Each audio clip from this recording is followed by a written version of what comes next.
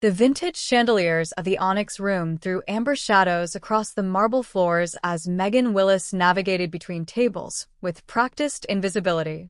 Each bottle of wine she carried cost more than 3 months of her wages. This Manhattan fortress wasn't just a restaurant. It was where power brokers came to forget their empires were built on ruin.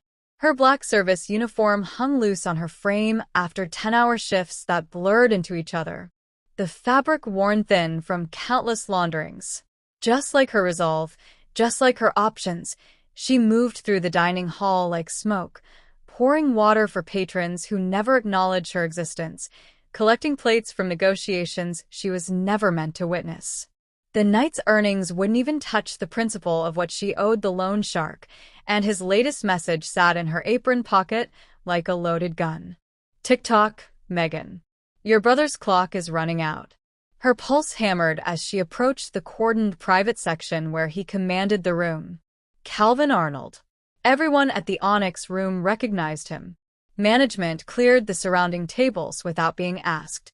The sommelier brought bottles from the restricted cellar, and the veteran servers issued quiet cautions. Don't make eye contact.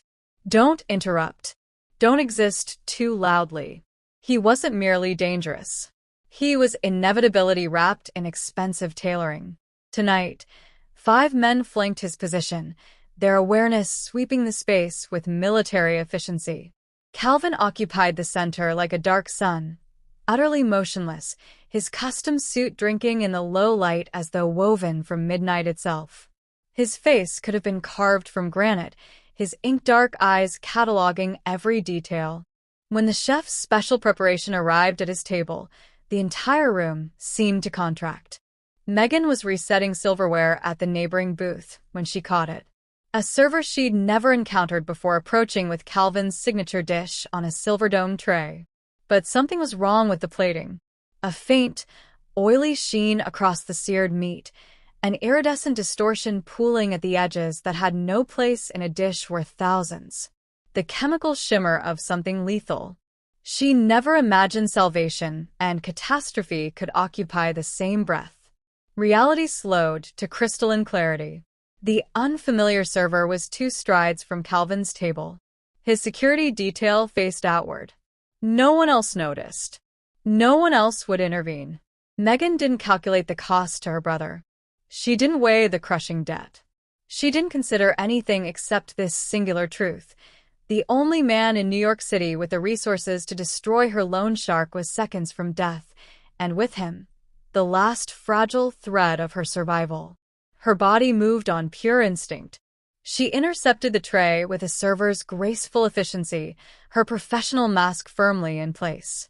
"I'll take this to the gentleman," she said, her tone controlled despite her racing heartbeat. And then she lifted the fork, cut into the poisoned meat, and consumed it in desperate, deliberate bites.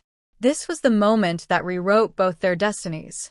If you're hooked on this story, smash that subscribe button, hit like, and comment below to let us know you're here for the drama. Your support fuels more incredible tales. And believe us, what happens next will leave you speechless. Now, let's dive deeper into the story. The poison hit her system like wildfire. Megan's vision tunneled, the Onyx Room tilting sideways as her legs buckled. The silver tray clattered against marble, the sound distant and hollow. She was falling, the floor rushing up to meet her, when iron hands caught her mid-collapse. Calvin Arnold held her suspended in his arms, his face a mask of lethal calculation as he processed what had just happened. Around them, his security detail moved with surgical precision, forming a human barrier between their position and the rest of the restaurant. Megan's breath came in shallow gasps, her lips already tingling with numbness. "Ghost protocol," Calvin's voice cut through the chaos like a blade. 2 words. Absolute authority. The world became motion. Calvin lifted her as though she weighed nothing, carrying her through the kitchen service entrance while his men scattered in coordinated directions. Screams erupted behind them, but they were already gone, swallowed by the night. A sleek black sedan materialized at the rear exit, engine purring, back door already open. Calvin slid into the vehicle with Megan cradled against his chest, her head lolling against his shoulder. The tattoos on his neck seemed to pulse in the passing streetlights as Manhattan blurred past the tinted windows. Her heartbeat was weakening, becoming erratic. She could feel it stuttering in her chest like a dying engine. Calvin's phone was already at his ear, his free hand pressed against her throat, monitoring her pulse. Dr. Reeves. Jersey City facility. Now. His voice was arctic, empty of everything except purpose.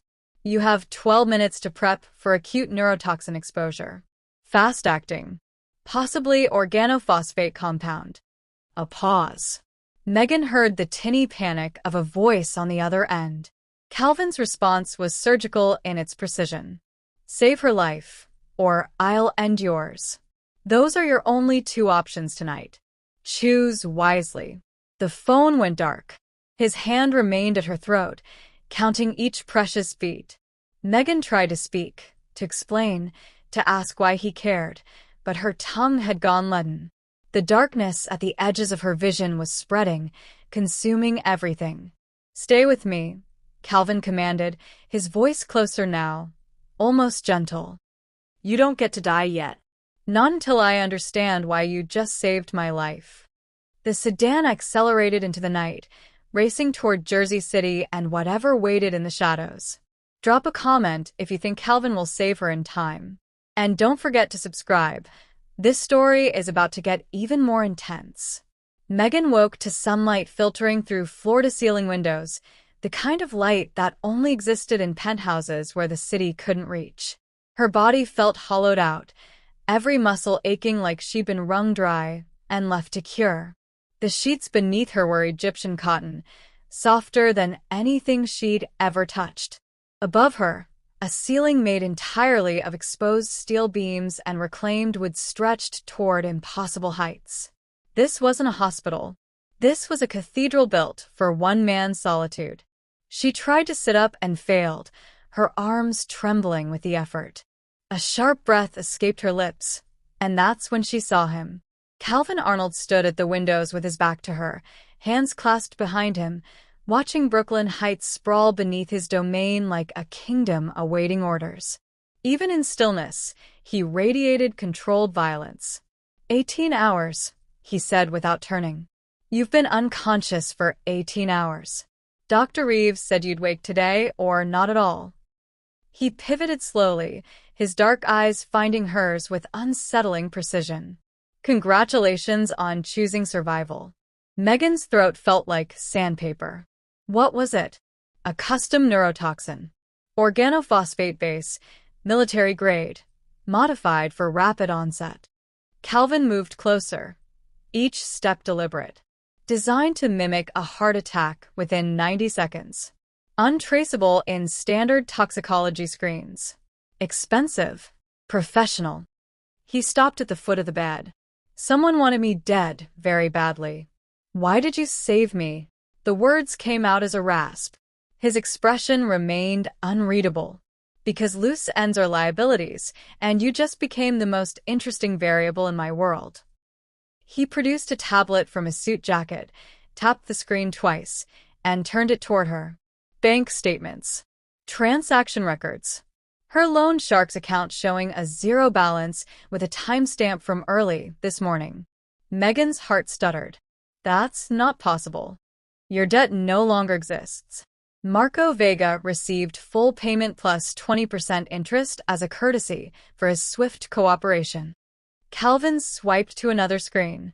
A photograph of her younger brother, Danny, sitting in what looked like a private school cafeteria, smiling at something off-camera. Safe. Whole. Alive. Your brother is currently enrolled at Riverside Academy in Westchester. Full scholarship. Security detail monitoring the perimeter 24/7. He believes you secured a promotion and relocation package.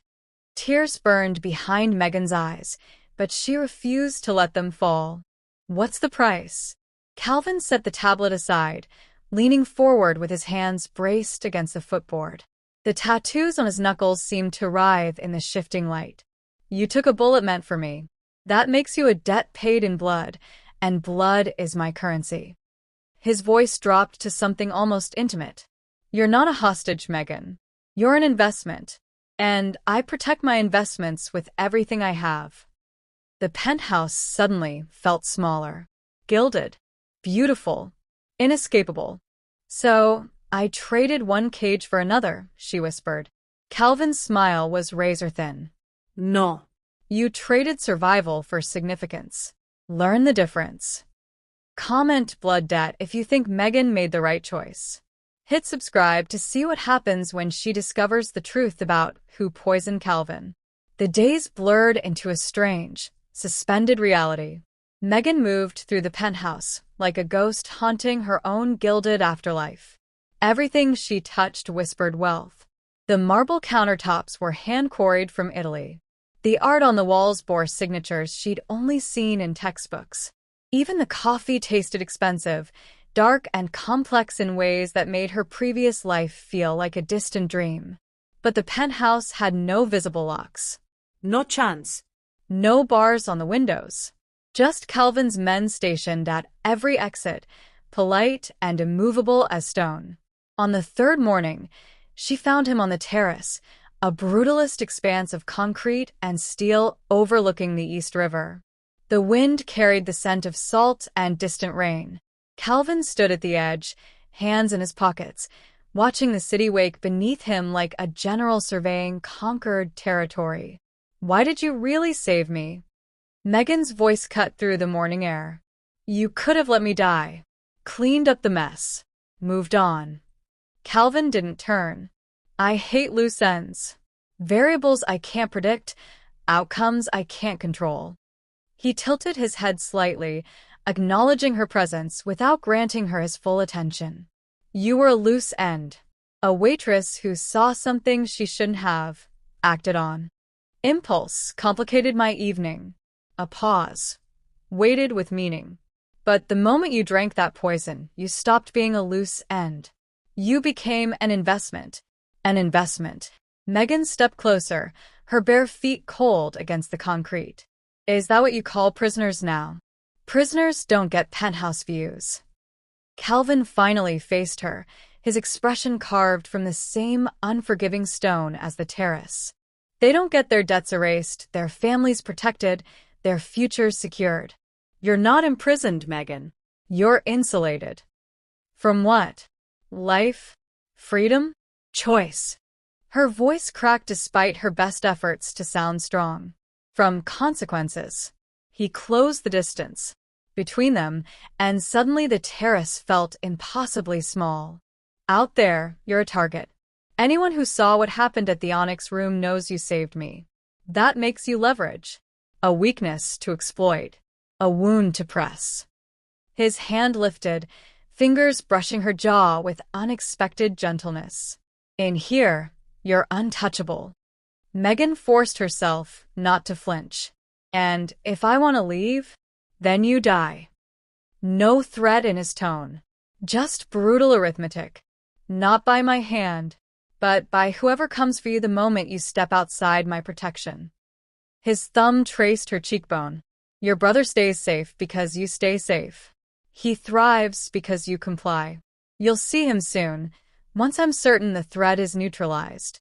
Until then, your safety depends on your absolute obedience. She understood then, with crystalline clarity. The penthouse wasn't a home. It was a beautiful cage. And she'd locked herself inside the moment she swallowed that poison. Calvin's hand dropped. Welcome to your new life, Megan. Try to enjoy the view. Hit like if you think Calvin is protecting her or controlling her. Subscribe to find out who's hunting them both. That evening, Megan found Calvin on the terrace again, nursing a glass of scotch that caught the dying light like liquid amber. She'd spent the day pacing the penthouse's 12 rooms, counting the invisible bars of her cage, building her courage for this confrontation. You can't keep me here forever, she said, stepping into the cool air. Eventually, you'll have to trust me enough to let me breathe. Calvin's jaw tightened almost imperceptibly. Trust is a luxury I stopped affording myself 3 years ago. then you're not living. You're just surviving in an expensive tomb. Megan moved beside him, close enough to see the tension carved into his shoulders. What happened to you? The silence stretched so long she thought he wouldn't answer. Then, quietly, almost too low to hear over the city's distant hum, my cousin Marcus.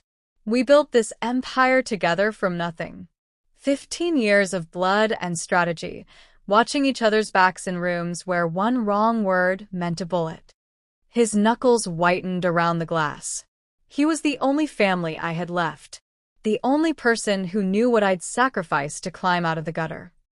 Megan waited, sensing the wound beneath his words was still raw, still bleeding. He sold me out to the Volkov syndicate for a seat at their table and $3 million. Calvin's voice remained flat, mechanical, like he was reciting someone else's tragedy. They ambushed our convoy in Red Hook. Marcus watched them execute 4 of my men before they turned their guns on him too. The Volkovs don't reward traitors. They eliminate loose ends. I am sorry, Megan whispered. Don't be.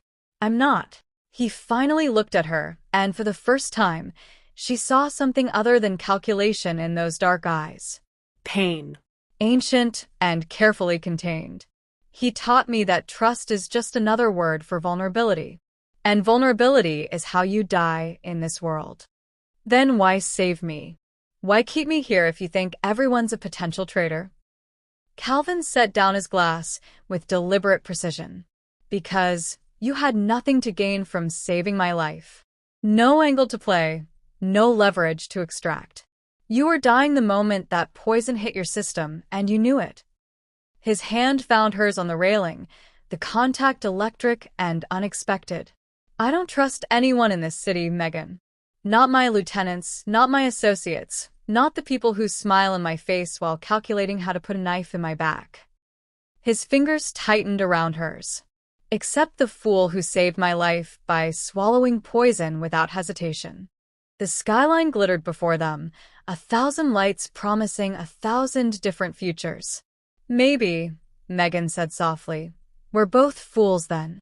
Calvin's rare smile was barely visible in the gathering dark. Maybe that's exactly what we need to be. Comment, I stand for loyalty if you agree that betrayal is the worst vice. Hit subscribe. The enemy is about to reveal himself. Calvin led her inside to a room she hadn't been permitted to enter before. His war room. 3 walls covered in monitors displaying surveillance feeds, financial data streams, and encrypted communications.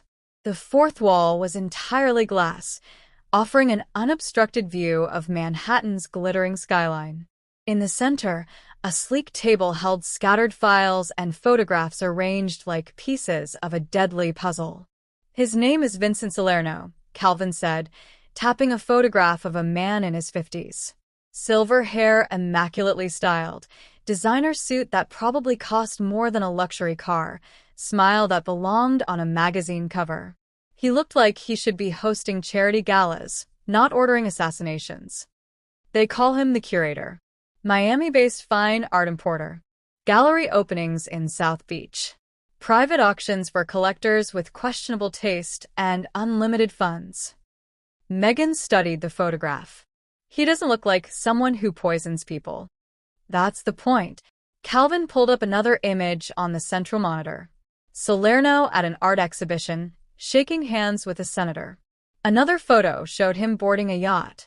Legitimate business on the surface. Underneath, he's been systematically infiltrating East Coast operations for 2 years. Art shipments containing more than paintings. Gallery events laundering money from 6 different syndicates. He wants my territory, my networks, my city. Why now? Because I refused his partnership proposal 6 months ago. Calvin's expression darkened. He sees refusal as disrespect.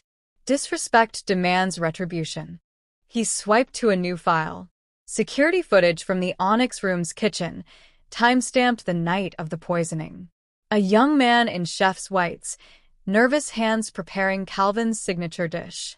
Eduardo Martinez, 23 years old, nephew of the head chef, culinary school dropout with 40,000 in student debt and a sick mother in Miami. Calvin zoomed in on Eduardo's face.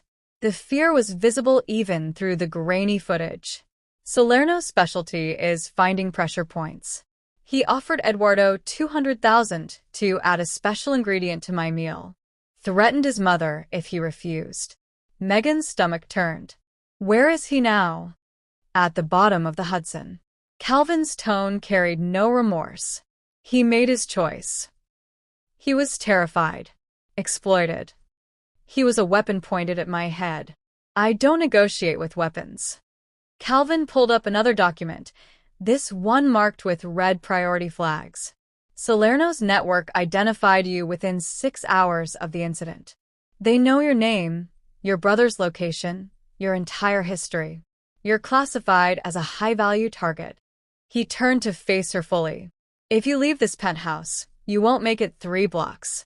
Salerno will use you to draw me out, extract information, then dispose of you as a message. The room suddenly felt airless. Megan stared at her own photograph on the screen, taken from God knows where, marked with threat assessment data and vulnerability analysis. This is how he operates, Calvin continued. He finds what you love, what you fear, what you'll sacrifice everything to protect. Then he applies pressure until you break or die trying to resist. His hand settled on her shoulder. You saved my life, Megan. Now let me save yours by keeping you exactly where Salerno can't reach you. She looked at the monitors at the vast machinery of surveillance and control that Calvin commanded. At Vincent Salerno's polished smile hiding a predator's instincts. How do we stop him? She asked. Calvin's smile was sharp enough to draw blood. We don't. We destroy him completely. Drop a comment with "Destroy Salerno" if you think he deserves what's coming. Subscribe to see Megan and Calvin's plan unfold.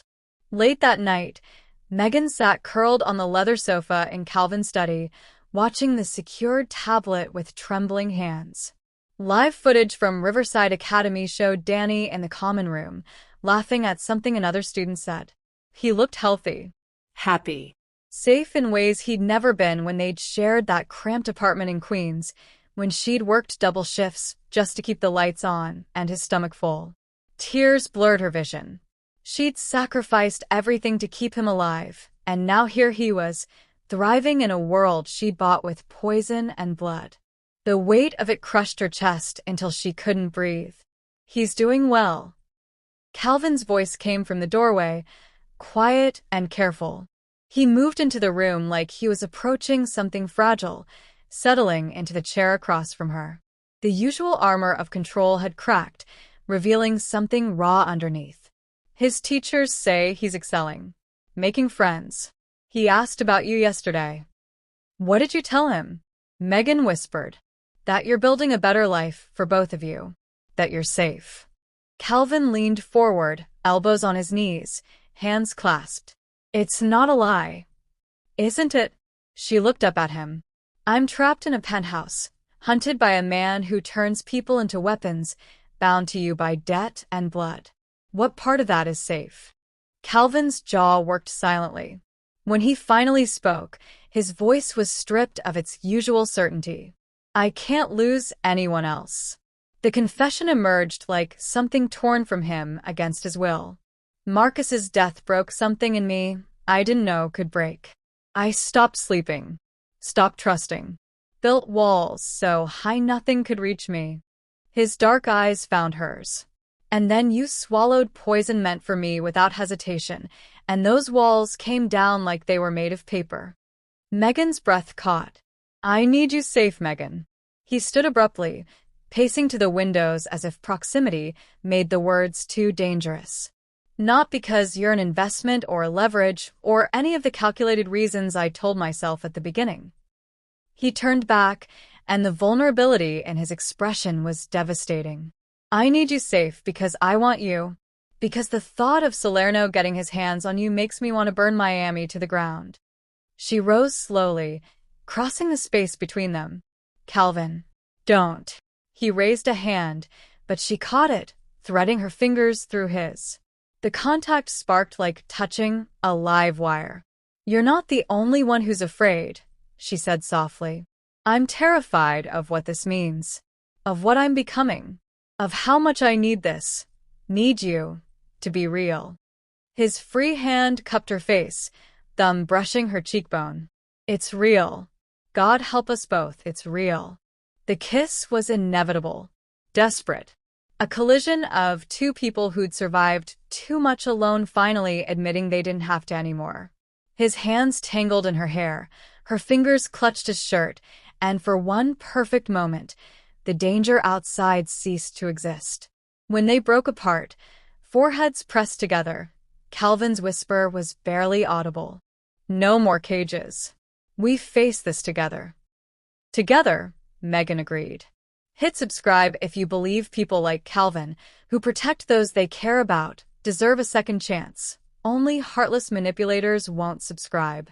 The alarm shattered the moment like breaking glass. A sharp, invasive sound that cut through the penthouse with mechanical urgency.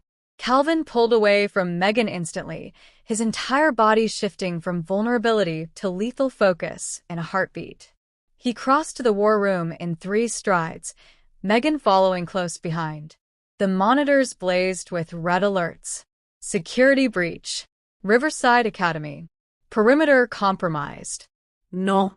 The word escaped Megan's lips as a strangled whisper. On the screen, armed figures moved through the darkness surrounding Danny's dormitory, their movements coordinated and professional. Calvin's security detail was scrambling, but the breach had already penetrated the outer defenses. Calvin's fingers flew across the keyboard, pulling up communication channels. "Extraction team, move now. Ghost Protocol Alpha. I want him airborne in 3 minutes." His voice was pure ice. He turned to another monitor, already mapping routes. "Safe house in Montreal. Full lockdown. No communication with the outside until I give clearance."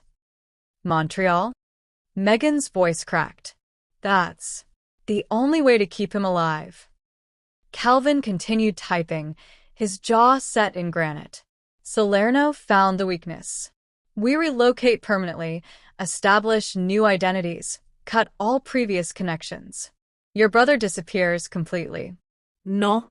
Megan stepped in front of the monitors, forcing Calvin to look at her. "We're not running. Not anymore. Running is survival." His eyes flashed dangerous. "Your brother is exposed.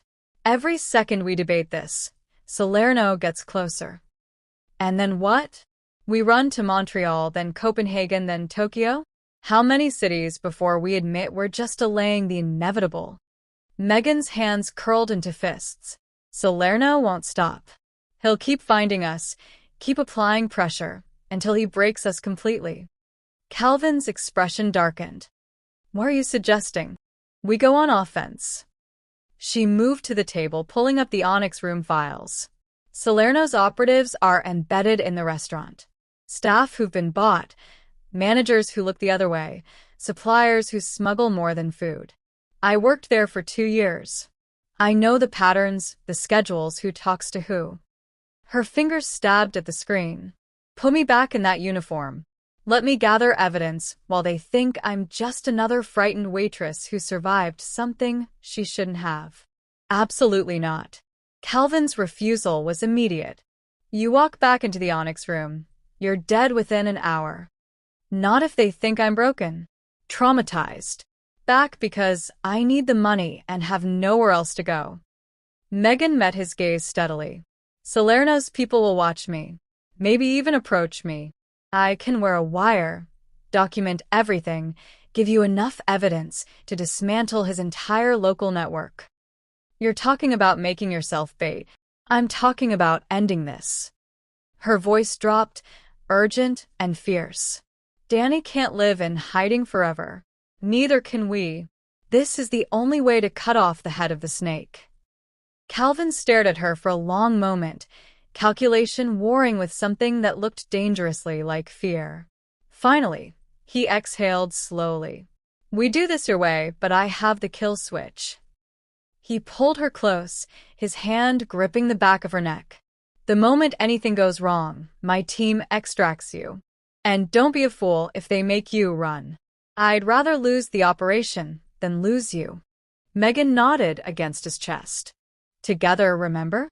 Together, he agreed, though his voice carried the weight of a man betting everything on a single, desperate hand. Comment, take down Salerno if you think Megan's plan will work. Subscribe, the final confrontation is coming. The onyx room looked exactly as Megan remembered.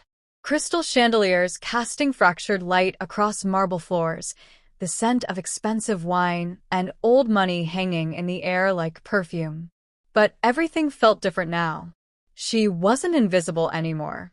She was a weapon, carefully aimed and loaded with purpose. The wire pressed against her ribs beneath the black uniform, a constant reminder of Calvin's team listening to every word. He was parked 3 blocks away with enough firepower to start a small war, his finger hovering over the extraction trigger. She could almost feel his tension through the earpiece hidden in her hair. "I'm in," she whispered, adjusting her apron as she entered through the service entrance. The kitchen staff barely glanced at her. Just another server returning to the grind. But the manager noticed. Richard Torres, a thin man with calculating eyes who'd always watched her too closely. According to Calvin's intel, Torres was Salerno's primary contact in the restaurant. He approached with manufactured concern. "Megan, I didn't expect to see you back so soon after everything." His smile didn't reach his eyes. "Are you sure you're ready?" "I need the money," she said, letting exhaustion bleed into her voice. "Bills don't stop just because someone tried to poison a customer." She met his gaze with practiced vulnerability. "Besides, I don't know anything. I just served the wrong plate at the wrong time." Something flickered across Torres's face. Calculation. "Of course. Why don't you start with Section 3? Light crowd tonight." She worked her tables for an hour, refilling water glasses and collecting plates, while Torres made 3 phone calls she couldn't hear. Then Marcus Chin appeared, Calvin's former associate, the one whose nervous gesture had tipped her off that night. The traitor who'd helped orchestrate the poisoning. "Megan." He materialized beside her near the bar. "We should talk. Privately." Her heart hammered, but she kept her expression carefully neutral. "About what?" About what you saw. "What you know." His hand found her elbow, gripped just tight enough to communicate threat. "The wine cellar. 5 minutes. Come alone." The walk-in wine cellar was 30 feet of climate-controlled luxury, bottles worth thousands lining the walls. Torres and 2 other men she didn't recognize waited inside. The door closed with a heavy click, sealing her in. "Let's be clear," Torres said, circling her slowly. "You shouldn't be alive. Calvin Arnold's protection means nothing if we decide you're a liability." "I don't know anything," Megan repeated, letting fear enter her voice. "You knew enough to intercept that meal." Marcus moved closer. "Salerno wants to know what Calvin told you. About his operations. His contacts. His plans." "Mr. Arnold saved my life. That's all I know." Torres laughed. "Calvin Arnold doesn't save people out of kindness. He owns you now, which means you have access. Information." He pulled out a phone, showing her images. Shipping manifests. Financial transfers. Names she recognized. "This is a network spanning 3 cities. Boston officials on payroll. Judges. Prosecutors. All protected by Salerno's money flowing through this restaurant and 20 others like it." "Why are you telling me this?" Megan whispered. "Because you're going to help us destroy Calvin. Or your brother bleeds." That's when the doors exploded inward. Calvin's team poured through in tactical formation, FBI agents flooding behind them. Torres reached for his weapon, but Calvin was faster, appearing from the kitchen entrance like a shadow made lethal. "FBI. Nobody move." The wire had captured everything. Every name, every admission, every thread of Salerno's empire laid bare. Megan met Calvin's eyes across the cellar, and his expression said everything words couldn't. Relief, fury, pride, fear. Together, they'd won. Hit subscribe if you think corrupt officials should be punished immediately. Don't let the corrupt win. Subscribe now. The Brooklyn Heights penthouse had never felt like this before. Not like a cage or a fortress or a gilded prison. Tonight, with the city sprawling beneath them in a blanket of lights, it felt like sanctuary. Megan stood on the terrace, wrapped in one of Calvin's shirts, watching the East River reflect the moon. Behind her, she heard the glass door slide open, felt his presence before his arms came around her waist, pulling her back against his chest.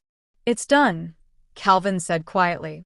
Salerno's in federal custody. His network dismantled. Boston officials arrested. Torres, Chun, all of them singing to reduce their sentences. His grip tightened. "Danny's back at Riverside with upgraded security. He's safe. You're safe." She turned in his arms, seeing the exhaustion etched into his features. The operation had taken everything out of him. "You were terrified," she said softly. "In that wine cellar, when they had me surrounded. Terrified doesn't cover it." His hand cupped her face, thumb tracing her cheekbone with devastating gentleness. "I was listening to every word through that wire, watching you walk into that trap, knowing that if anything went wrong, I'd lose the only peace I've found in 3 years." His voice cracked slightly. "I was terrified I'd lost my peace." Megan's breath caught. "Calvin, you're my only weakness, Megan." He pressed his forehead to hers. "And my only truth. Everyone else in my world wears masks, plays angles, calculates advantage. But you walked into poison without hesitation. You stood in that cellar and faced down Salerno's people knowing you might not walk out. You're the only real thing in a city built on lies." Tears burned behind her eyes. "I'm not going anywhere. Promise me." His hands framed her face. "Promise me you'll stay. Not because of debt or blood or obligation, but because you want this. Want us." "I promise." She smiled through the tears. "I thought this penthouse was a cage when I first woke up here. A beautiful trap I'd never escape. But I was wrong." She placed her hands over his, holding them against her face. "This isn't a cage. It's home. You're home. And I choose this. I choose you. I choose the shadows and the danger, and the life we'll build together." The kiss was different from the first. Not desperate or frantic, but certain. A promise sealed in touch and breath, and the kind of trust that couldn't be bought or forced, only earned through fire and blood and selfless choices made in impossible moments. When they finally pulled apart, Calvin rested his chin on top of her head, both of them looking out at the city that had tried to destroy them and failed. "What happens now?" Megan asked. "Now we live." His arms tightened around her. "We protect each other. Build something that's ours. Face whatever comes next together." A pause, then quieter. "And maybe someday we stop looking over our shoulders." Megan smiled against his chest. Together. "Always." The city glittered below them, full of darkness and light, danger and possibility. And for the first time since swallowing that poison, Megan felt completely, perfectly free. If you can't stand people who try to exploit others for money like the loan shark, hit the like button. Comment, "My loyalty is true," if you'd never betray a friend for power. Subscribe for more thrilling stories like this one. What did you think of Megan and Calvin's journey? Drop your thoughts below.